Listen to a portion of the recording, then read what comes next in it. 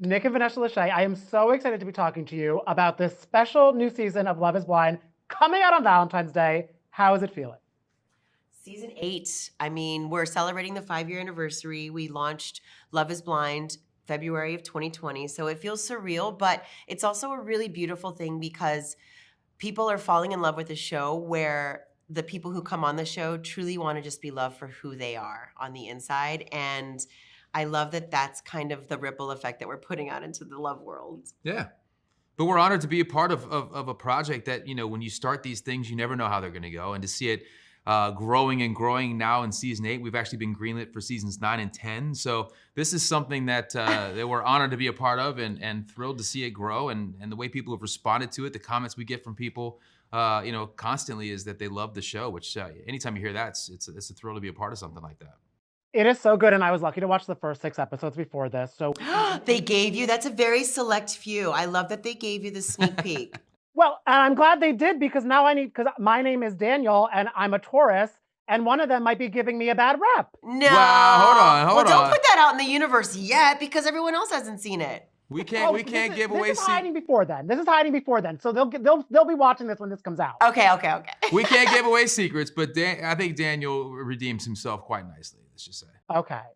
But that's what I kind of love about this show. So when because this comes out with the first 6 episodes, that there's still so many new twists that happen with the show, because I'm sure even you guys are like, all right, Love is Blind, season 2000, what's going to happen? So much more happens with all of them. Yeah, so we know the endings of the show because we film it. And when we're watching the actual, when they're intimately in the pods or when they're intimately with them on the vacation or back home in their hometown, we're like, what is happening?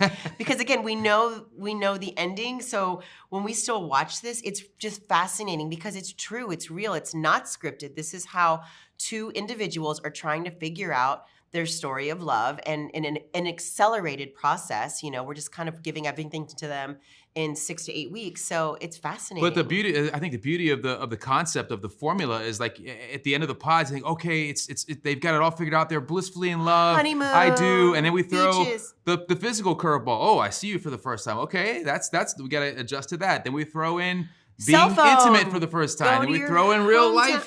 Yeah, so it's like a series of here's something new. Here's something, and they've got to constantly adjust in this very accelerated format. But we've seen, 13 marriages in 7 seasons that it has worked for so many people, and it's thrilling to see that kind of thing play out.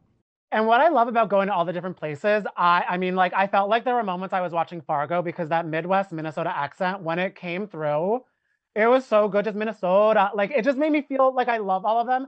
Can either of you do it? I'm just curious. I feel one of you. Oh yeah. Well, I can't do a Minnesota, but I do like Fargo. Oh yeah. Oh yeah. No, is that Canadian? No, you know what? It's there. Every city has its own. In fact, it's funny because one of the cities that we are getting ready to, I'm trying to speak very. Netflix has greenlit 9 and 10, and so I'm working on my accent in one of the cities, and he's like, just please don't do that when we get to that city. Just talk normal. But it's fun to see all the little, the uniqueness of each town. DC was what it was. It was like politics and work and hustle. And then Atlanta, they were all like just feeling it. It was interesting. It was new. Dallas, we had our, sports fans and the girly girls. And but Minnesota is good Midwestern, folks. It's like, it's how I grew up. It's but to Vanessa's point, every city brings a different personality to the show, which is I think another cool aspect of the formula. It's different every single time. Oh yeah, I'm from Jersey, so I know all too well about how places bring the Jersey. You don't want to. They will. I don't have a table to flip near me. I can't. They would come out of my paycheck because I'm at my office set. Wait, and I know I don't have that much time left with y'all, but I remember, I think it was Virginia in the pods talking about how she was in a girl group in high school, kind of like Destiny's Child inspired, and she was asked to serenade, and she said no. Vanessa, I'm wondering, would you want Nick ever to serenade you or no? Always. Are you suggesting it hasn't already happened? I mean, come on. Or does she have to suggest? Should I? Okay, how about this? I'll ask because you asked. Nick, can you serenade me? I do cherish you for the rest of my life. You don't have to think twice. Streaming right now on your local streaming platform. I do. Their new album out now. Also, Love is Blind on Netflix. I felt that. I'm like, wait, what's happening here?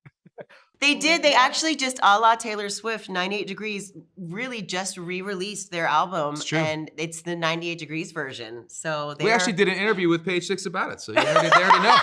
Look at that. I mean, it's full circle. Y'all turn into 100 degrees because it's getting hot in here.